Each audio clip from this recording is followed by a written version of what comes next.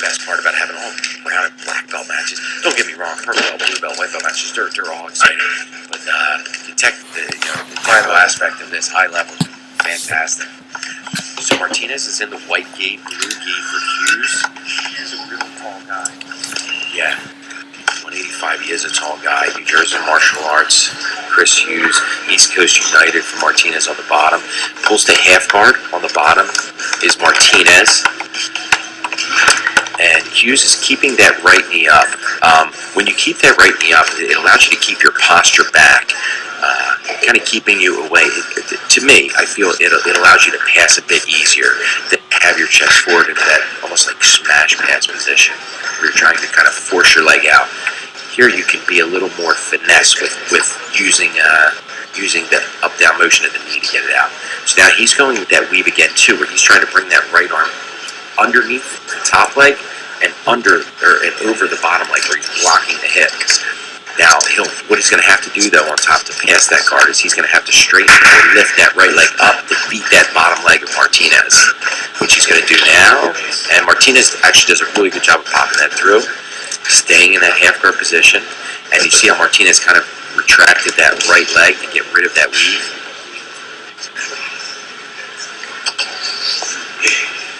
Again, Hughes keeping his butt postured up in the air, trying to pass through. Martinez is keeping a grip though, good grip on the sleeves to make it difficult for him to control his legs. So you have Hughes on top who's trying to control the legs of Martinez. Martinez on the bottom is trying to control the arms of Hughes.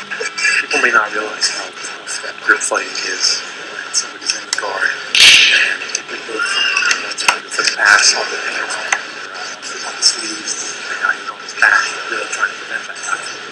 Yeah, being even in a battle, you could be in a battle just to pass this guard for 5-10 minutes. You go against somebody who's a good passer, somebody who's good at keeping the position, and he's going to roll under for an omoplata, and he's going to move right to a sweep. Very nice by Martinez. He kept a good grip on that sleeve, rolled underneath to the omoplata, pushed his hips forward, able to come out on top of the sweep. So you got Martinez on top, and he still has the omoplata locked up. He didn't let go of it. And again, he's going to be careful letting go of it, because when he does let go of it, it's going to free Hughes' arm. So he's going to be very careful in how he's going to switch from side to, or if he can step his right leg all the way back around, he may even go right to mount from here. And if he keeps that arm locked, he can even sit to a triangle from there. This is us just having wishful thinking from there, wondering what he's going to do next. And here's the thing too, with Hughes on the bottom, he's waiting. He's waiting to see what he can do. He's waiting to see what it's a chess match. It's what's Martinez's move going to be? You know, especially if Hughes feels safe from here right now, he doesn't necessarily have to do anything right this second, especially if he feels like he'll be threatened if he does do something. And he's going to step over. Let's see if he goes for that triangle. Martinez does step that leg back. He's got the knee right next to the head of Hughes. To get the triangle, and he'd have to really sit back. I'm sure what he might be trying to do is maybe step his right leg back all the way over top of that arm to get to a full mount position. Is still omoplata, but it's unraveling now because Martinez shifted his position, looking to bridge in, and he's going to go. Let's see if he goes heel hook here. He spun around. Now he is at over-under guard position again, where one leg is over, one is under. Standing up is Martinez. And again, it's almost like a wrong side half guard, I'm going to call it. An unorthodox half guard where it's on the opposite side. Grip on the knee. Yeah, and again, it's just to be in the right position, because you don't want to make the wrong move. And you see Hughes might be trying to, it seems like he's trying to go after that leg. And again, here's the thing with the gi. You can grab that leg and try to pull closer to you, but what he doesn't want to do is give up his back. Because if Martinez, which his leg is going to be stronger than Hughes' arm, if he's able to straighten that out, he's going to be able to pop that leg over. He's going to be able to pop that leg over. Let's see if Hughes is going to roll through here. Now he's got that leg triangle. He's going to try to isolate it here. Possibly, he's going to have to get it. Yeah, he's going for that underhook. Martinez got got that knee up, and again, he's got that knee up because he wants to be able to stand.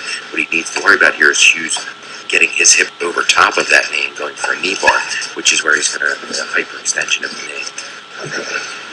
This position similar to the 2 matches ago, to be honest. Yes. And here's where he's going to get his belly over top of the knee. Now he's going to turn it into a foot block as Hughes, and Martinez did a good job of trying to fight his other foot through there. Hughes is going to cut it off, and Hughes has that toe hold locked up, and good job of straightening that foot back out as Martinez. Now Martinez's knee is pointed towards the mat. Okay, for Hughes to be able to straighten out this arm or this knee bar, he's going to have to get his knee on his belly. Martinez now sitting up, trying to sit back on that leg while Hughes has him in a toe hold position. Yeah. So it just shows you Martinez has pretty good dexterity in that left leg. He's look over and smile at him.